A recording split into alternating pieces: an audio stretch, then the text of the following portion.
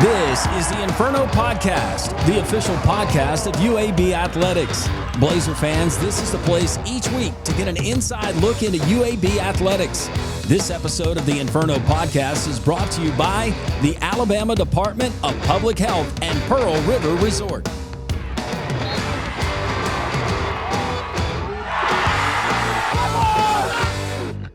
Hello, friends. Welcome into the Inferno Podcast, episode 32. My name is Landrum Roberts. I am your host. Coming up today on the podcast, it's springtime. Well, you got a lot of sports going on the South Side, but we have spring football practice. UAB head football coach Trent Dilfer is going to join us, and one of the new additions to the defensive side of the ball that the Blazers picked up out of the transfer portal in the offseason.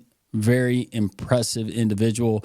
You're going to have a chance to meet him as well. But as always, the rundown is brought to you by our friends at Legacy Credit Union, the official credit union of UAB Athletics. Also, other things happening, which I mentioned, a busy time for UAB softball, UAB baseball, other Olympic sports. We'll get into results in the upcoming schedule for that and more. You don't want to miss it. Episode 32. It's the Inferno Podcast, and it starts right now. Trent Dilfer here, head football coach of the UAB Blazers. I want to tell you about my friends at Legacy Credit Union. Legacy began as University Credit Union in 1955 and remains committed to UAB faculty, students, alumni, and fans. Not only do they support the Birmingham community, but they are also proud sponsors of UAB and UAB Athletics. Visit LegacyCreditUnion.com and find out why you should become a member today.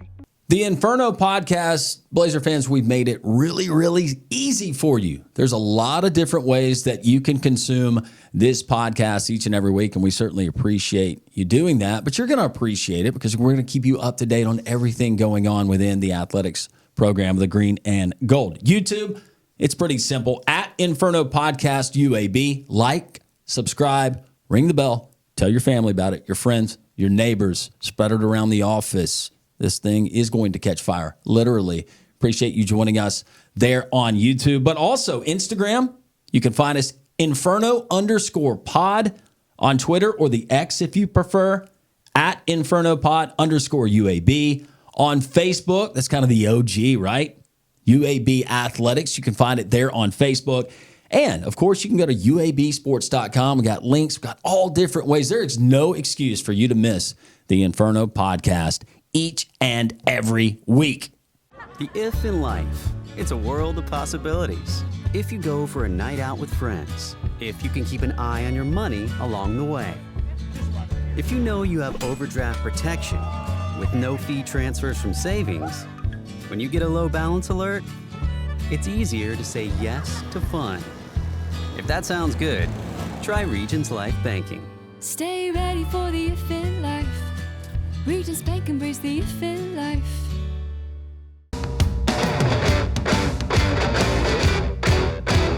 Welcome back into the Inferno Podcast. Landrum Roberts, along with UAB head football coach Trent Dilfer. It is time for the Coach's Corner, presented by our friends at Pepsi and Viva Health. Spring practice gets started last week, Coach. Yeah. First 30,000-foot view observations of the guys reporting. New coaching staff, a lot of new faces. A lot of new faces, getting everybody on the same page. Love the temperament of the coaches and players. They're working hard. I think everybody's got a chip on their shoulders. They should. Myself included. We got a lot to prove, and we're trying to earn it every day. I mean, we really are. It's whether it's in the weight room, on the field, in the classroom. Everybody's kind of taking that lunch pail approach to this offseason, and I like what I'm seeing. You got a roster, and this is going to be the case with a lot of college football programs, a roster where we're going to have to get to know new names, new faces, new jersey numbers. But for the guys that you have brought in, and there was a brief period there in the transfer portal window towards the end of the season. It was NASCAR, especially bringing in just hearing the stories about, Christmas morning and holidays, and you guys got text threads going on, and people are watching film and being away from their families. That is a very condensed period to try to get guys that you think not only can help you on the football field, but fit your culture. Yeah. Now is a chance, Coach, for you to learn a little bit more about these guys. I realize that it's just been a few days, but what have you learned about, we'll start with the players and some of what you've seen? we really took the approach. We wanted to find guys that love football more than what football brought them, because we couldn't offer a ton, so you're not going to, which was a good thing because we weren't going to go recruit somebody that was in it for the money. So that was number one. We're brutally honest with players. Like, this is what we're expecting. Here's issues we've had for 2 years. We're not doing it again. So you have to be a high character type kid. What they did off the field mattered, what their priorities were, what their work ethic was. The background reports we got done on them mattered a lot to us. So we felt when we put the team together, okay, this is a different quality of character on this football team, a different football character, different motivation. Their why was different. But now you got to vet it. And you vet it through the weight room, you vet it through what we call the winning edge, our Friday mornings. We vet it through the standards of the program, and the guys responded really well. And now we get to vet it through the football. And the one thing that shows up is that it's a group that doesn't make excuses. It's not complaining. It's not whining. It's not any of that stuff. They're just going to work and they're trying to get better. With the personalities that you bring in, I know that there is a standard for you and how you want to run your football program, and that includes culture. But some of that has to be organic from the guys that you bring in and their team chemistry. Where is that separation, that dividing line of, hey, this is going to be a non-negotiable, this is going to be a part of our culture, but then I'm going to kind of leave it up to these guys to kind of learn each other and create a culture of their own? Culture's just talking to the players taking over. Now, you can have accountability. You can have standards that are coach-driven. You can have processes that are coach-driven. I mean, you can just will a team to do certain things, right? Because they have to. They're on the football team. They're part of something. But that tends not to bring out the best in a team. What brings out the best in a team is when they grab hold of it. They're like, yeah, we really like when we do things the right way, the results on and off the field. So therefore, as a team, we're going to be the moral authority. We're going to police this. We're going to make sure the players uphold the standard. When it's like this whole, I've heard it talked about like, I'm going to be a leader, but I'm just going to take care of my own business, and that's how I'm going to lead. That's crud. That just doesn't work. I mean, yes, you have to take your own business, but you got to pull others along with you too. You have to set an example. You have to make sure they're upholding the standard. So we're not there yet, but we have guys that are at least looking at this saying, you know what, I really like this. I like what's going on, and I'm going to make. I'm kind of dipping my toe in being the moral authority, but at some point I'm going to be the moral authority on this team. Well, and now with some of the dynamics, and again, it's not things that we typically thought about. If we're talking about chemistry and culture on a team, you have so many players that they're coming out of the portal. NIL is a part of it, and that would be easy for some of them to say, no, I'm here. This is a business deal. Yeah. I'm here to make sure that I fulfill my end of the bargain, but it's really all about me, and I got to get some really good reps on tape. So I think you can do both, though. And I think this is the thing you learn in the NFL is you can be selfish for success and still be a great teammate. And that is so people go, how do you do that? Well, easy. If I want to stop the run, you know what I want my defensive tackle to do? I want him to play awesome. You know what I mean? Like, the best way he can help us win is by kicking tail all game long, right? Now, along with doing that, he needs to bring the other defensive tackle and the culture of the defensive line with him and set a standard for the whole defense.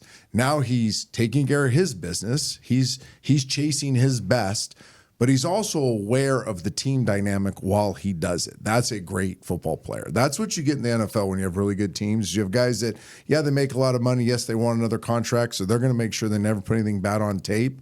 But they're also aware that it takes 10 other dudes out there to make them look good. And he can make them look good too. So you can all make a lot of money if you're playing really well. And the example I heard given years ago, and we can now use it in college football, is if you look at these great defenses, right? And after the season's over, what happens to them? They get plucked by all the other teams in free agency. Like this great, whoever it is, just your favorite team, your favorite defense. They go and they're 1 or 2 in the league in defense that year in the NFL. What happens? 6, 7, 8 of them get plucked to free agency.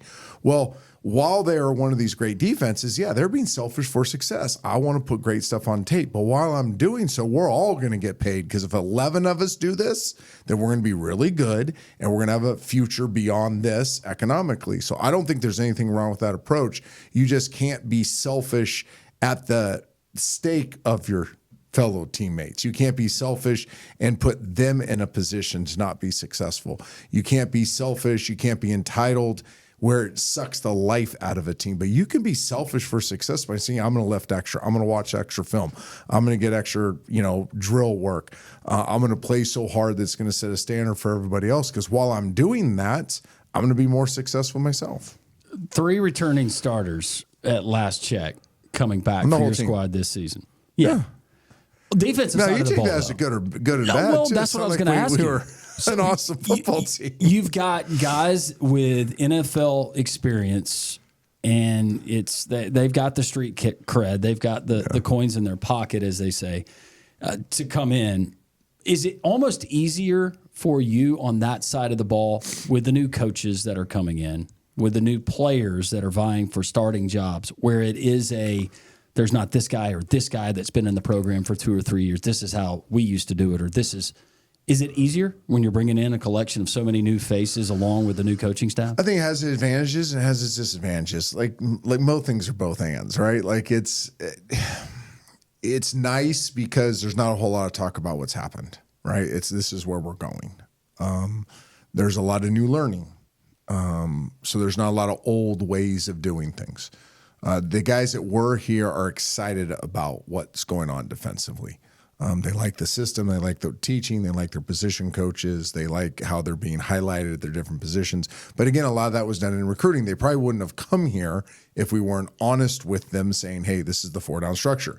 This is what your job will be. This is how we coach. This is who we are. So there was no, and you can ask Denver this, but there was no, here, tell you one thing, here's the other thing, right? I haven't heard one player say this is different than what was told to me in recruiting. And I'll say the same thing offensively. We're making some changes offensively too. So some pretty dramatic ones. So offense feels the same way. It's just like, hey, yeah, you've been part of this in the past, but take what's happened in the past. It's not like we've lit the world on fire. So, we got to get way better offensively too. So this is our new way of doing things. And if you don't like it, the portal opens April 15th.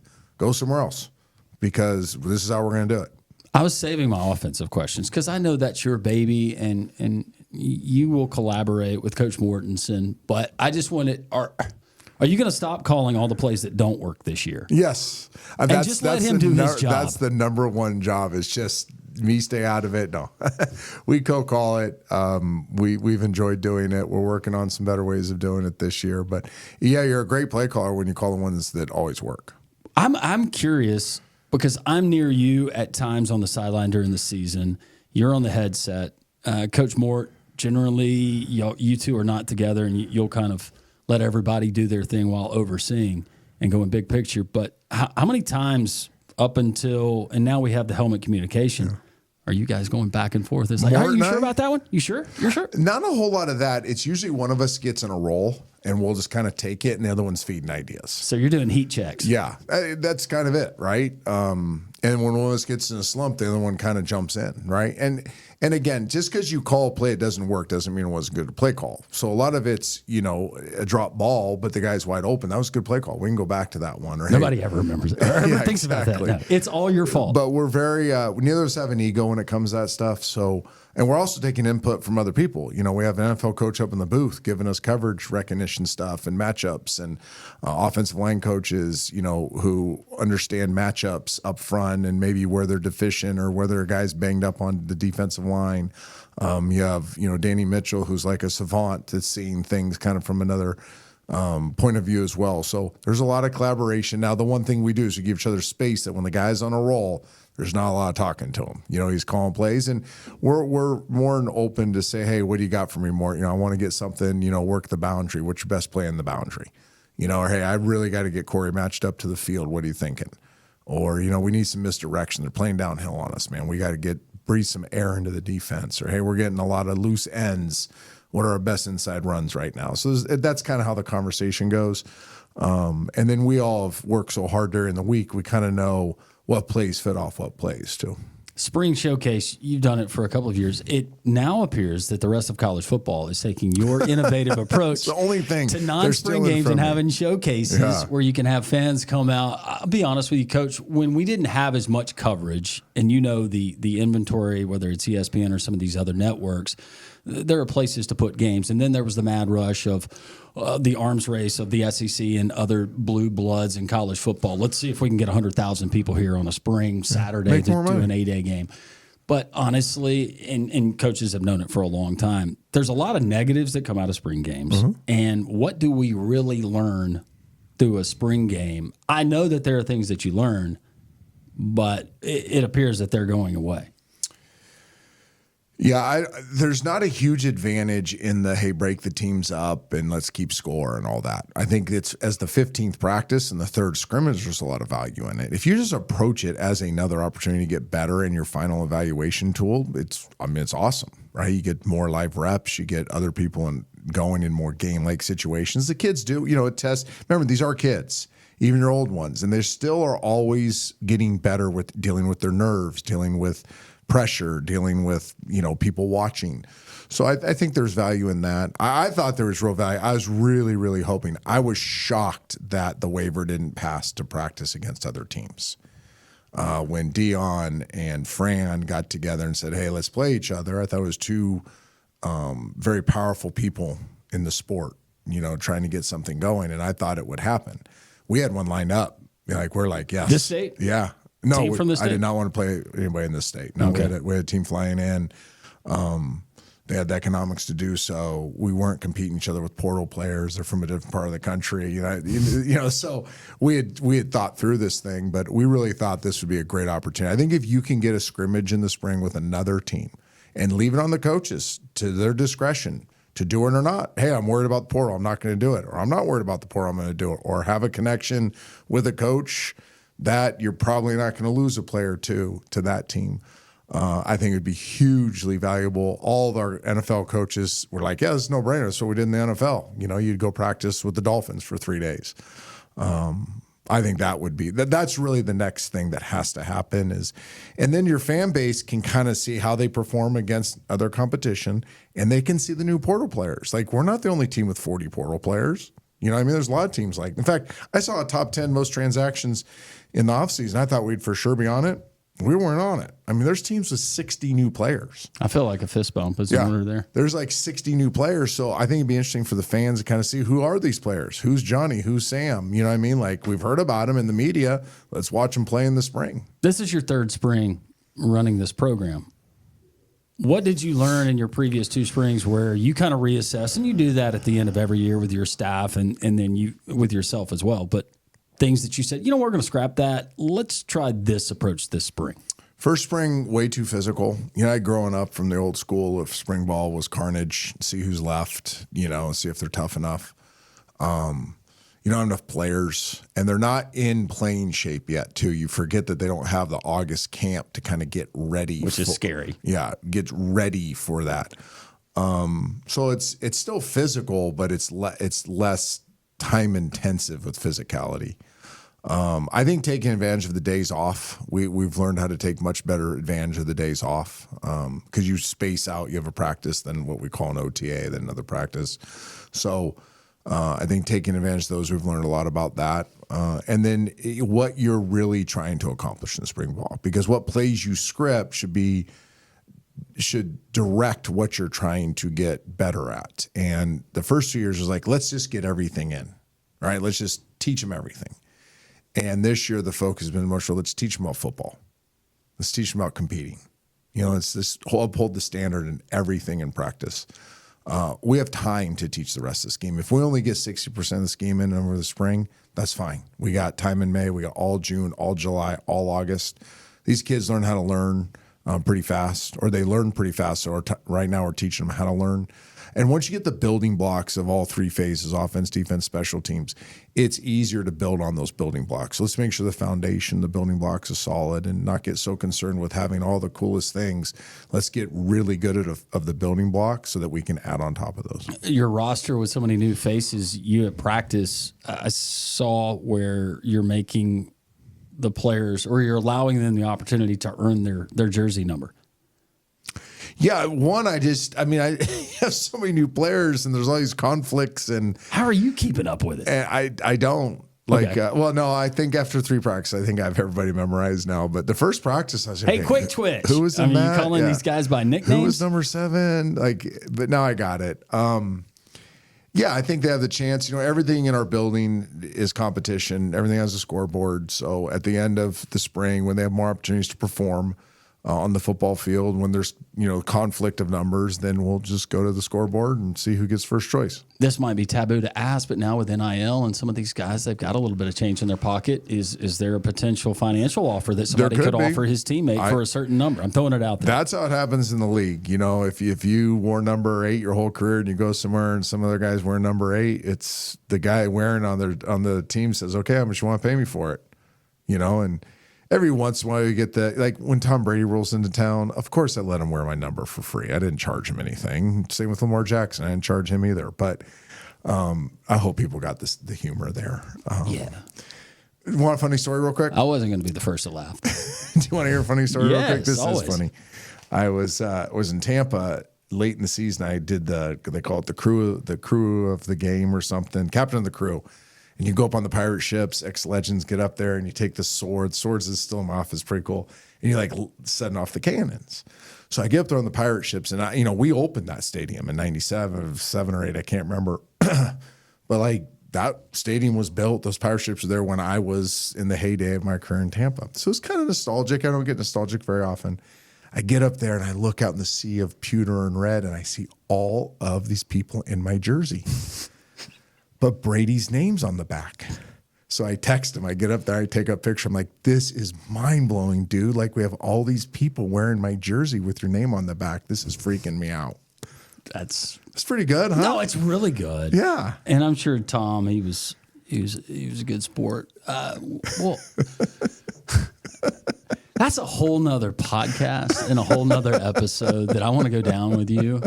Because that will be must watch, must listen to. I have 2 jerseys in my office. They're folded up on the counter. They were given to me. One's my 8 jersey in Baltimore, and one's my 12 jersey in Tampa. And I can't tell you all the recruits that come in and sit in the chairs or the couch. Like, why do you got Lamar's and Brady's jersey in your office? I'm like, just go look at the last name, knucklehead. Yeah, yeah. One is not like the other, but different eras. We'll say that. And Coach, you beat yourself up way too much when it comes to your playing career, the NFL. Yeah, I'm disappointed, but go ahead. No, it was. Look, I can remember a Monday night game. Not that it really sticks in my memory, but you guys, I think we're playing the Giants, and it was the defense that ended up with a backdoor cover on that particular game. I was in college. I did not partake in the game. Your friends were. It was friends for entertainment purposes only. I don't even know what a backdoor cover is, but I don't think I do either. That's just the terminology that they describe to me. As we continue here on the Inferno podcast, Landrum Roberts along with UAB head football coach Trent Dilfer. So we have gone over most of the things. We do have the spring showcase that's coming up at the end of April, but there's also a golf tournament, and it's the UAB golf or football tournament of excellence, and it's going to be out at Bent Brook, 9 a.m. shotgun start. And sign up, man. People can have fun. Have fun. It'll be a party and a golf tournament at the same time. Staff, players, a bunch of people will be out there. It's a ton of fun. It's super crucial to our program. So if you're looking for a way to give to our program but also enjoy the fruits of a fun day, this is the way to do it. It really, in this day and age of college football, things like this are paramount to programs, and we'll have a blast doing it. And there's some options to play a few holes against me, see if you can beat me. And I've not played a round of golf, so it might be very likely that you can beat me. When you're consistently playing, what handicap you holding? I've been better than a scratch for probably 30 years. I've been as good as a plus 3.5. Last year, I probably played 25-ish times last year.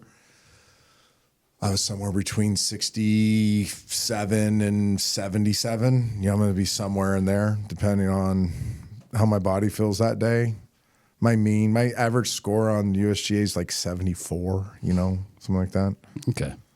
I still have enough birdies in me when I get hot, but I don't hit it far anymore. Everybody hits it by me. Oh, I'll scratch I just bunning out there. Much fun. Just bunning out there. When's the last time you held a club in your hand? I actually hit balls. I've hit balls a few times in the last 10 days. So I had the neck surgery during the season. So I had the double level, 2-layer fusion. So I wasn't sure. I was kind of scared. So I went out and kind of hit some wedges. I'm like, oh, it doesn't hurt. And then I went and hit some irons. I'm like, oh, it doesn't hurt. And so the other day I pulled out the driver and hit probably balls for 45 minutes. Sore, but no pain. So when spring ball's over, I'll do donor golf and I'll do some weekend golf with the old farts out at the club. And then over summer break, I'll get to play a few times. Well, there is, and we were talking about Tom Brady or Aaron Rodgers or Trent Dilfer, so many former, and I realize it correlates to athletic ability, but playing in some of those charities and then those pro-am golf tournaments, it amazed me watching that growing up, how skilled those type of players, and I guess yourself included, are at playing golf. Well, it's addictive. It gives us something to compete at. And you got plenty of money to do it. Yes. Let's keep that That's there. true. And it's addictive. It's something you can do in the offseason. We're not risking your injury. Like a lot of us were basketball players, but it's not like you can go play a lot of basketball in the offseason. Your franchise would freak out. You can't ski. You can't do a lot of things. So golf is something you can do and compete at. And then in my generation, there was all those celebrity tour events. So you could go actually to different cities and compete, and they're on TV and, all those things. So, it was the thing in the off season. If you're a quarterback, kicker, there were other positions too, but, you'd probably play 40 rounds of competitive golf in the off season and took it pretty serious. And what got me hooked, I played in high school. But what got me hooked was I lived with a couple golfers in college, and they would kick my tail, and I'm like, there's no way this guy's beating me in this. So spring ball would end, and I would go straight to the golf course, and I'd stay there till my hands bled. And then I just learned how to get good. Maybe I will one day. I hit some balls. It was the first time in a while. What's your handicap? It's around 11. Oh, okay, so you can play. Yeah. Yeah, I think anybody that's, in that, if you're under a 14, you can play golf. You probably just don't play enough. Your short game probably stinks. But if you're not under a 14 and you want to play in a fun format for this tournament, just grip it and rip it, hit bombs. Yeah. Yeah. Last year I did close to the pin on a par 3. Everybody got to challenge me on a par 3. I thought I was going to smoke people. I was like, I get to hit the same 8, 9 iron all day long. You realize? I'm going to make a couple. Yeah. Like I have 7 holes in one. I'm like, I'm going to get an 8 or a 9. You got 7? Yeah. I'm like, I'm going to get another one today. I got my butt kicked. I got so tired out there hitting the same shot over and over and over again.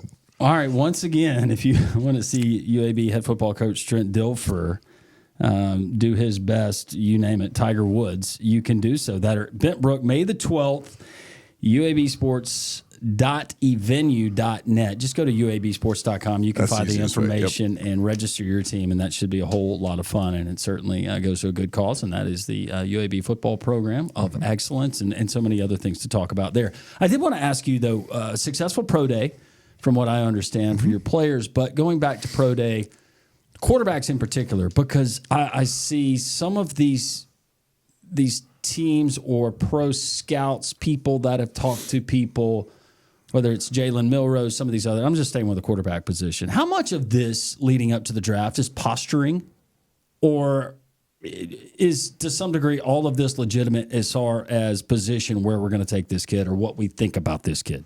I don't think a pro day at quarterback is going to elevate where they're going to pick you. I think it's a check the box for the decision maker, the general manager, head coach, right? He hasn't been there in the fall and watched a practice.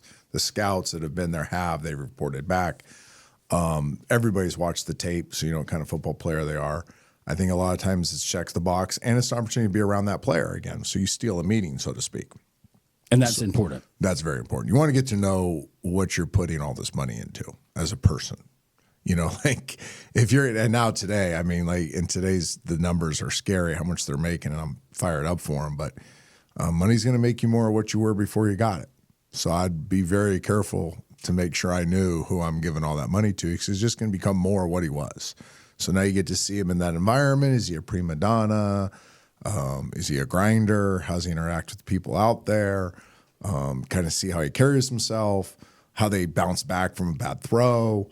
Does he hang his head? What's his body language like? Like you can learn those little things. And then from a, quarterback geek, you can kind of feel the energy of the ball. It's one thing to measure on a gun. It's another thing to see how far you can throw it. It's something to watch it on tape, and does he squeeze this throw in there or whatnot? But then you can feel it. Like, you can feel the energy for which the ball comes off the hand, the ease of it, how it spins, what it looks like, how it finishes. I think those are things that, you probably just check in the final box. A lot of positive traits there. One of your new players, one of the new faces Blazer fans are going to get to know. On the defensive side of the ball, he's going to be joining us next in our Student Athlete of the Week. But I think that I'm not a coach, but just watching some tape on this guy and having a brief interaction with this guy, you got a winner. Yes, we do. You'll meet him next on the Inferno. Welcome back into the Inferno podcast. Landrum Roberts, along with UAB head football coach Trent Dilfer. It's our Student Athlete of the Week segment. It depends on the sport from week to week, but this week, Coach, you've got one of those players we've been talking about out of the portal. Immediate need. Who doesn't need a quality character, high motor, high skill defensive lineman? And we have one in Denver Warren joining us today. Yes, we do. And it's we're very lucky to have him. When we first started the portal process, we identified him right off jump, and he was a target for us. And when did the dating thing in the portal, and then put a ring on it shortly thereafter. So he's already made us better on and off the field. So we're super excited about what Denver can do for us. Denver, thanks for joining us. First of all, welcome to Birmingham. Yep, thank you. I appreciate it. Your career, so you're originally from Aurora, Illinois, and then New Mexico State out of high school, and then to Sam Houston State, and that's a program that most recently made the jump, but a quality football program. But what about UAB? Coach was just talking about kind of the courtship process, the dating process. What were you looking for in your next stop at the college level? I was looking for quality coaches, and winning ethic, to want to be great, and get things done. And I really feel like that Coach Mills, my defensive line coach, and Coach TD himself, and my defensive coordinator, Coach Russ, I feel like those guys are really the guys that'll get everything rolling here and make sure we get everything together and be great this season. What jumps off the page for a guy like Denver when you turn on the tape? Relentless effort, getting off blocks. Defense is still pretty simple, right? You got to defeat blocks, you got to run, you got to tackle. You got to have great toughness physically and mentally, and those things show up on film. Those are things you can see on film. So a very productive player. Like that he felt blocks, you know what I mean? Like he's also got that savvy as a defensive lineman that we knows where blocks are coming from. He can defeat them a little bit faster. Strong, really strong, plays with his hands, plays down the line of scrimmage, chases after the ball, like does all the things you're looking for. Would you have ever dreamed, and I could ask this to every kid that's entered the portal, and there's thousands of them, but ever dreamed that you end up playing college football in the state of Alabama at any point? No, it's crazy because my everybody has a team that they're crazy for growing up, and mine was the University of Alabama, so it's like I never thought I'd be here at UAB, but I'm very blessed to be here and very excited to what we got going on. You're going to look good in the green and gold, right? Absolutely. What have you learned since being here? We're early in spring practice, but things that you really appreciate and what Coach Dilfer, the staff, this program is bringing? I would say the Be a Pro concept we got. It's like really took a big toll on me. I've been to a few universities. I've never had that approach to everything that I do. And it's like everything that I do, I try to add Be a Pro to it. Like what would a professional do in my shoes right now in this situation? So that's how I try to go about it every day and everything that I do. And that's part of that culture, right? Yeah, I mean, we can get into this another time. I don't want to take all this time, but I took a month and really thought through what was going to be going forward, and really I felt what it got us beat were amateur childish habits. If you just want to put it all in one bucket, it was. For example, what's a amateur childish habit? Not throwing stuff, not eating a breakfast plate and then not throwing it in the garbage, right. Not cleaning up your locker, wearing the wrong things to practice. I mean, things totally under your control, but it goes way beyond that. How you deal with people out in the community, how do you deal with teammates, just your general approach to life. Are others more important than you? A selflessness to you, to how you carry yourself. So. I wrote a 20-page workbook. We call it our Be a Pro playbook, and they're responsible for knowing everything in it, and we hold them to that standard. And at first, their eyes got really big, but now they're kind of buying into it and see how it's helping them, right? Really, if you can give a player a tool that then he uses and he feels himself getting better, he or she, my daughters did this, they're going to do it. They're going to buy in. Now, if you give them something they don't feel makes them better, they're going to think you're full of crap. So we feel like the tools we've given them, they've all kind of recognized, oh, I'm better. I'm a better student. I'm a better friend. I'm a better boyfriend. I'm a better football player. I'm a better son, whatever it is. And we're hopefully giving them the tools to be more successful on and off the football field. Denver, if you're selling yourself, and if this was you back in the portal process, and Coach Dilfer asked, he says, Denver, okay, in just a few bullet points, what are your positive attributes? What you can bring to this football program, bring this team? I know that you seem like a humble guy. Yes, sir. And that's actually humble beast. Right. Humble beast. Humble beast. Yes, sir. And I can see that, but if you're going to describe somebody who's never seen you play, they've never met you, what are some things that UAB is getting in you? Crazy work ethic. I got a pretty hard drive with things that I do. I like to do things at the best of my ability, and like Coach was saying earlier, like bring people with me. I want to bring people along with me. I don't want to just elevate and keep climbing by myself, because I know, like all humbleness, I know I'm gonna get what I got to get done for me, but I want everybody to move all in one direction, so we can all have the same goal and same mindset and get the outcome that we're looking for this season. Aurora, Illinois, that's where you hail from, and I think about the state of Illinois and so many things that I could ask you about. But what are some of the biggest differences in Birmingham and your previous stop there in Huntsville, Texas, at Sam Houston State? It's a lot of differences. I'm not gonna lie. Does it seem like New York City compared to Huntsville? My daughter played there one time, so I can picture it. It's different in a whole lot of ways. Just environment ways, the school, the size, the population, everything's just a lot different for the better. Well, obviously, and there's a lot of great things, and people who've never been here, Coach, you can attest to it, that immerse themselves in Birmingham. It's, for me, and I'm partial, but it seems like you have most of everything that a big city offers, but still some of those things you really appreciate from a smaller city. I mean, I've said this a million times. I'll say it again. We've lived in some cool places. My wife and I, this is our favorite place. And we've met so many friends. We found it really interesting. If you're from Birmingham, nobody leaves. They leave and they come back. But like, they don't go and say, oh, I think Nashville's more cool, or I think Charlotte's more cool, or no, they all come back to Birmingham, and that says something about the city.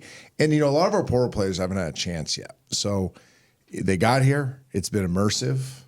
They haven't had time to really experience Birmingham. Right. We get into May, June, and July, these kids get to go be kids a little bit more, right? So they'll have time. They'll get to explore Birmingham. They'll grow to appreciate it a little bit more than they have now. Now they understand the campus and our facility. That's pretty much been their life since they hadn't been to Vulcan yet. The big statue on top of the. I've seen it. I haven't been up there though. Coach will tell you all about Vulcan. Well, we'll go up there before our first game. Don't feel bad though. I've lived here, with the exception of going off to college and coming back. I've lived here all of my life. 2 summers ago was the first time I'd ever been to Vulcan. Really? Yeah. I'm looking at his backside every morning from my house, but I'd never actually been up to Vulcan. I did the museum, I did the trail, got a run in. Yeah. It was good. I've been up there like 4 times already. Well, make me feel bad. I already said that I felt guilty for not going up there. Denver Warren, one of the newest Blazers, defensive lineman, Coach Trent Dilfer, as we continue here on the Inferno. What are some things that you're looking to learn about your new teammates, yourself, new system, and being at UAB here for the spring? I'm always an open book. I like to learn. I feel like I'll always be open to learn something new. I'm not going to say that I'm like perfect at all at anything. So, just really anything. Anything I walk and I see, anything that'll teach me something that I don't know, I soak it in and listen. And I'm all ears and just listen to my coach, what my coaches say, and how the team moves and everything. Just trying to get everything all together. Is there a particular number that you are vying for as you compete with your teammates in practice, like your jersey number? Yeah, number 9. Number 9. Why number 9? It's a little long backstory, but I got played with a little bit in my New Mexico State, and I was supposed to have a few different numbers, and they kind of gave me the number 9, like, oh, this is what you got left. So it kind of put a chip on my shoulder and made me go get it even more. So I want to get that back and get to that drive again. Denver is such a cool first name. It really is, isn't it? It really is. Appreciate you. It's maybe one of the most, and there's probably a female that's named Denver. Sorry, but it seems like the most one of the most. Do you want to stop real quick? Do you think you're going to go down a road here that may get you in some trouble? I wish I could have stopped myself about 50 times when I was on ESPN. If I could have just caught those words as they were coming out of my mouth, grabbed them, and put them back in. No, I think it would be. Because you're about to say perfectly. Denver's a masculine name, weren't you? Well, like Maverick, is anybody naming their daughter Maverick? I see Maverick. Yeah. That's a popular name. Seems like cool. Denver would be a very popular agree. name for a boy or a little girl. I If just you're saved so you on that blessed. one. You're welcome. Yeah, thanks, Coach. Denver, anyways, it's a really cool name. Where did the name Denver come about? Appreciate you. I actually had an uncle that passed away, was named Denver. They named me after him. Very nice. Yes, sir. It's just we'll just move on. We can do a show together. No, yeah, at some we point. need to. We need to. The uncensored edition of that. Well, now it really wasn't even that bad, but I appreciate you, Coach. Good No looking problem. out. Yep. And Learn taking, from my mistakes. Don't make them yourself. That's right. Tell the players that all the time. If there's a goal for you and your teammates as you're just kind of getting to know them and this coaching staff, I know that we'll have plenty more times to talk to you before the start of the season. But what are the goals? What are the team goals? You've already given me some of your goals, Denver. But what do you want to see? Give you a really boring answer right now. Are we getting player speak, coach speak? You're about to get it. Yeah. All right, let's I would go. say just reach our potential. Just reach our potential and do what we got to do. I think we'll get the results we're looking for. He's a tremendous listener. Yeah. They got this speech yesterday. Yes, Okay. sir. It was yesterday, right? Yes, sir. Yeah. Well, this morning. It was either yesterday or this morning. One of the They two. all run together, don't they? Yeah. But I never know what day remember. it But I is. remember. Yeah. We're going to be very slow to speak, very quick to listen. Yes, sir. We have a lot to prove, Absolutely. What? all of us. Okay. Is it just what is Trent Dilfer looking to prove this year? That we can win. That we can win. That we're doing it the right way. What if I put a number on it? No idea. I want to get the first one. Want to know? Yep. Just go 1-0 this week. Yes, We'll have plenty of time to talk about schedule. we will. Okay. All right. Denver, we do this thing called Lightning Round, and it helps us get to know you. And some of our coaches, they will interact as well, and it's a lot of rapid fire questions. It's nothing too tough. You ready to go? Yes, sir. Let's All do right. it. We'll start the clock if we have a clock, and maybe some of that beautiful music. Coach, do you want to participate? Well, you bring me in if you want to bring me in. Would you like for your coach to participate with you to let's see what get his him- answers get him are? Participate. Yeah. All right. What's your favorite go-to snack? Not game day. What is Denver's favorite go-to snack? Either Snickers or some Doritos. Doritos. You go Cool Ranch? You go regular? Or? Nacho cheese. Nacho original. cheese. Yeah, I don't like all the extra new stuff, the purple bag and all that stuff. No. So you go OG Doritos. Yeah. Coach puts them on a sandwich. Yeah. Will you give a little crunch? I would put them on the sandwich. You know how I learned Or that? I hamburger. learned that during a lightning round session with Coach Trent Dilfer. Okay. Yeah. Yeah, Yes. I don't jock it. I'll do it. I would do It's it. really good. What about you? Go to It's my favorite food in the world, dry mango. Huh? I'm an addict. Dry mango? Never tried. So that's like dehydrated mango chips? Or No, like the soft, just dried. Like dried fruit, like a dried peach, a dried apricot. They make dried mango, and certain brands are much better than others. Kind of a Is that- connoisseur of dried mango. Is the mango, what kind of benefits does that have health-wise? Terrible. Makes me fat. A lot of sugar. Oh, a lot of sugar. I love it though. Well, I was over in Asia, and I was having some issues, and they told me papaya, and it worked Yeah, papaya's perfect. great. Yeah. Yeah. It's got a lot of benefits. Yeah, but dried mango is I mean this. I'm addicted to it. My wife, I get mad at her when she doesn't buy it, and I get mad at her when she buys it. Because if she buys it, I eat it all, and if she doesn't buy it, I want it. So she's in really a lose-lose situation. So now she's hiding it, but we're in a new house, so now I'm digging through cupboards, knowing I know she bought it, right? Yeah. So I'm gonna find it. But I don't really know where everything goes in our new house, so I'm destroying things as I'm trying to look for the dried mango. It's a problem. This is a real problem of mine. It was easier at the old place. The whole place was easy. It was so small. I knew where everything was. Yeah. Yeah, you couldn't hide anything. So does she use that like as a reward for you? I think she is too, because that's the other great. day she didn't hide it. It was just sitting right there. Do you have any, you like dry mango? I never tried it. Oh, everybody Never should try tried it. It's solely brand from Whole Foods or Publix. It's the best. I like mango though, so I can imagine I probably like it. Pre-game ritual. You got one? I just put my headphones in and go. I don't really talk too much. What's on the playlist? Slide music. Really? Slide music. We were talking about music on the way over. I played him a little REO Speedwagon. His idea of rock was like metal, and I'm like, okay, no, we need to teach you some like soft '80s rock. Journey. He's gonna get Journey on the way home.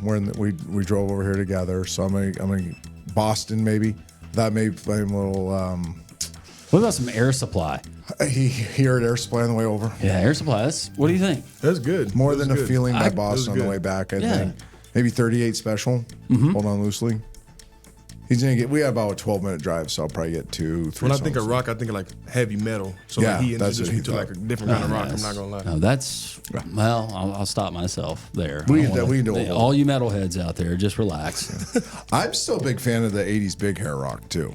I am not ashamed of that. Big Hair Rock. No, there's and part of that, Poison, Coach. Def But Leppard. part of that was the videos that came along. They were with them. awesome. They were awesome. Yeah. And if you were an impressionable Teenage Boy, they were teenage boy, even more then awesome. they were even more awesome. Yeah.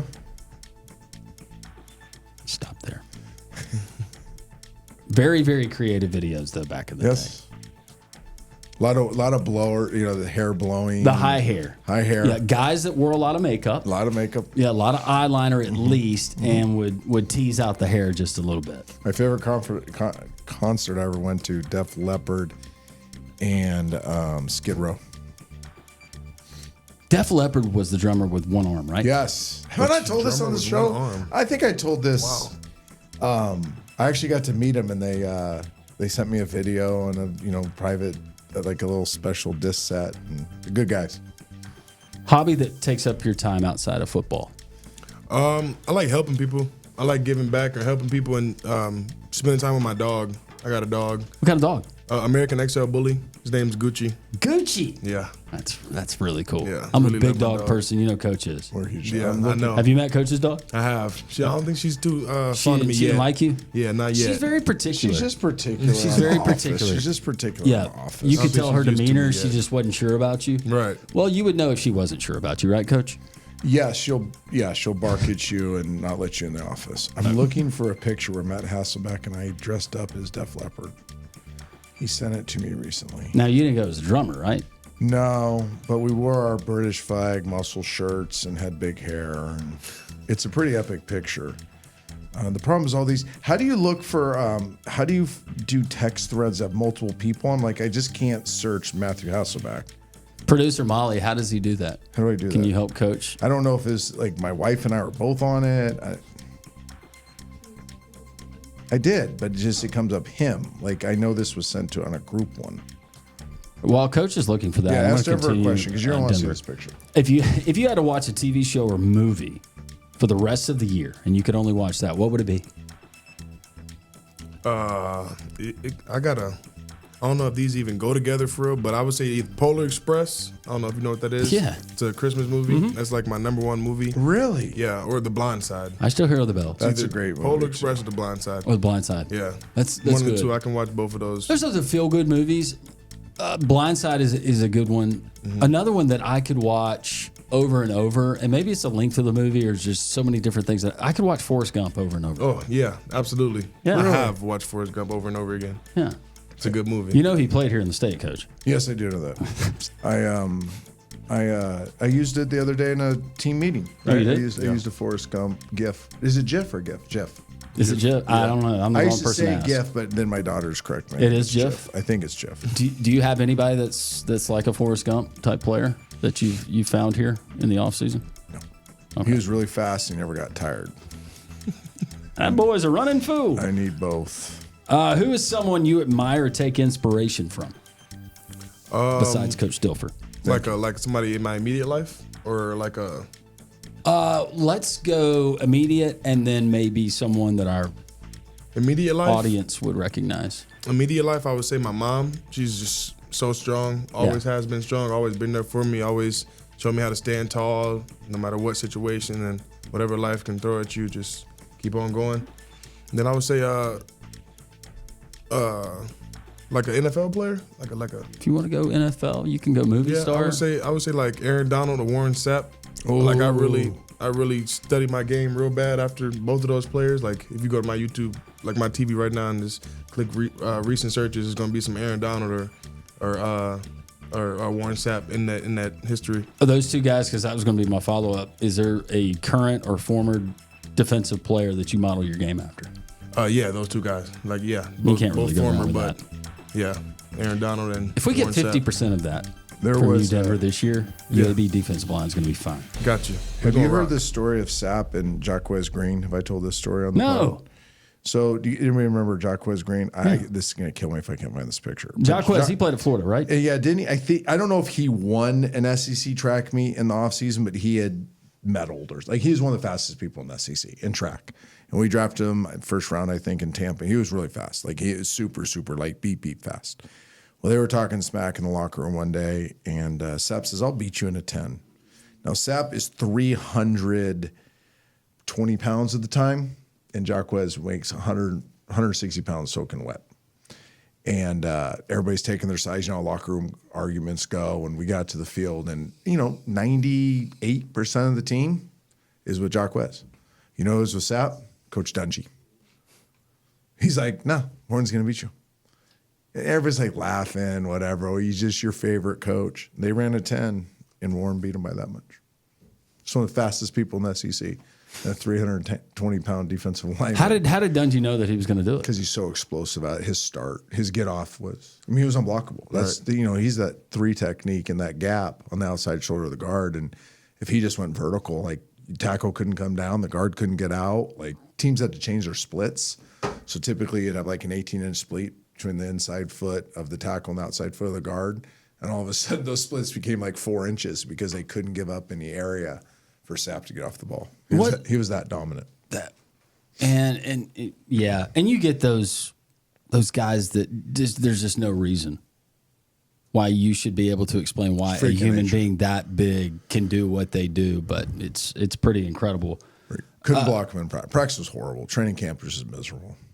Couldn't block him. Every pass play was ruined. We never got to throw it. Like it was a sack every play. It's just not fair, is it? Wasn't fair. We're continuing with Denver. Warren, UAB's new defensive lineman, one of their new defensive linemen we're going to see coming up in the 2025 season. Is there a particular sport that you can't play that you wish you could, just for fun? Yeah, basketball. Basketball. Yeah, I can't. If I ever got a pickup game or something, I'm just gonna be cherry picking or sitting there at the 3-point line just to shoot. I can shoot, but all the extra in between, All the running and the I'm good with horse, but then it gets to a certain. I don't know. I'm not looking to go back and forth and actually play defense. I wish I could play pickleball. Pickleball, you can't play pickleball. Fake knee. Oh, Can't move. Yeah, too much quick twitch for you. Can't move. I found it. Yes. Hockey is one for me. hockey. Yeah, Okay. not that we get a whole lot of hockey around here, but I can't ice skate. I can navigate my way without. That is awesome. Told you it was worth every second of me That looking is down at my phone. so good.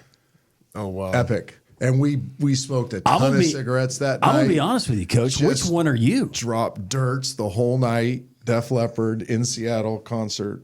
Yeah, You see that? blow that up. Trent Dilfer. Matthew Hasselbeck dressed up as Def Leppard. How have we never seen this? How's this It's never been public. Has like, it? yeah, Matt posted. Matt usually posts it once a year. Is that the last time you wore lipstick? I'm not going to divulge that information. Okay.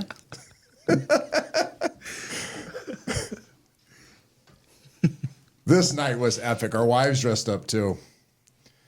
I didn't want to show them because everybody. But check out the wives, like groupies. Oh yeah. Nice. It was so awesome. What year was that? It's got to be 02 probably. 0102. So you got in full And then character. that- You're doing long darts. Oh yeah, and everything. We're Yeah. killing dirts. We go to some dive bar afterwards. Nice. And just smoked a bunch of cigarettes and hung out with the people of Seattle. That's America. Oh, no, not really. In Stay co- away in- from the cigarettes. In costume. In costume. In costume. Wow. It's 2 NFL quarterbacks. Anything fun that we can expect that you're going to do? It kind of ruins the surprise, but I know you've seen it before where guys think they're coming in for practice, tough workout, and then boom, everybody load up. We're going to. Nope.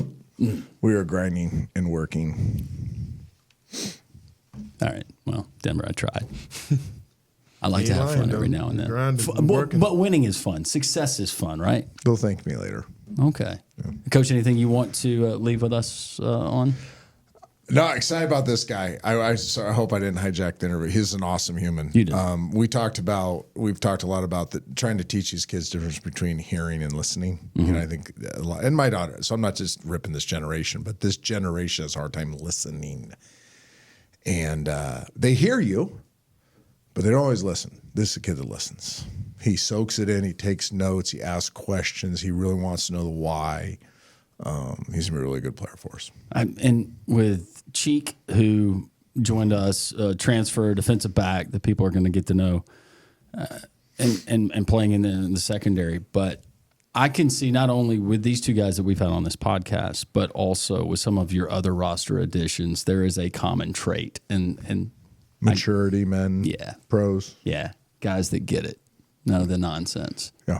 I give our defensive staff and our personnel department. I mean, this was a point of emphasis, a mandate by me, but I couldn't do it all, right? And they really bought into it, and we recruited the right kind of kid. Denver, we're so glad that you're a part of the UAB program. Once again, welcome to Birmingham. Know you're going to make everyone proud. Absolutely. Back in Aurora, Illinois, and wear that number 9 jersey. Yes, sir. Denver, Absolutely. Thank you. Thank you. Coach, thanks for joining us. Of course. The Inferno Podcast, we continue. As UAB athletes, there's nothing we like more than the roar of the crowd. Around here, we say we win as one. One. And to keep cheering for the green and gold. There's one thing we need from you. Ask your doctor about an RSV vaccine. And help protect everyone. Our littlest Blazers and our most seasoned fans are most at risk from RSV. Ask about your RSV vaccine today. So we can all stay in the game. And win as one. We continue on the Inferno Podcast. It is time for This Week in UAB Athletics, presented by our friends at the Alabama Department of Public Health. To help protect all UAB fans, ask your doctor about your RSV vaccine today so we can all win as one. Let's start with UAB softball. Coach Taylor Smart, already a series win in conference play over Tulsa just a couple of weeks ago. This past weekend, they had to travel to take on a Memphis Tiger squad on the road. Blazers get 2 out of 3. Now all of a sudden 5-7 in conference play. Back at home this week in a weekend set as they're going to host Wichita State Friday, the first pitch at 5:30, Saturday at 1, and then Sunday at noon. Meanwhile, Casey Dunn, the UAB baseball program, still early in their season. They had to go on the road, take on a very talented Wichita State Shockers program. Blazers get 1 out of the 3. But the good news is they're back at home, Young Memorial Field, beginning this Friday against a very good UTSA team, 5-1 in conference play. Just came off of the sweep of FAU, 23-7 overall. So the Blazers going to have their hands full. Get out and support Casey Dunn and the baseball team. Friday, 5 p.m., the first pitch. Saturday at 2 p.m. and then Sunday at 1 p.m. UAB Beach Volleyball, they split a couple of contests last weekend. They're in the great state of Arizona, Phoenix to be exact. Back at it this weekend. They're in Myrtle Beach taking on the likes of College of Charleston, Coastal Carolina, and UNC Wilmington. Also, the Florida Gainesville Relays that are going to be taking place on Friday and Saturday. UAB Track and Field theirs. They continue their season. And women's tennis, they knock off Western Kentucky and the Hilltoppers last weekend. They're at Charlotte coming up this Friday. For all the information that you need, whether it's scheduling, news, roster updates, all of that can be found at uabsports.com. This is the Inferno Podcast, the official podcast of UAB Athletics. Blazer fans, this is the place each week to get an inside look into UAB Athletics. This episode of the Inferno Podcast is brought to you by the Alabama Department of Public Health and Pearl River Resort.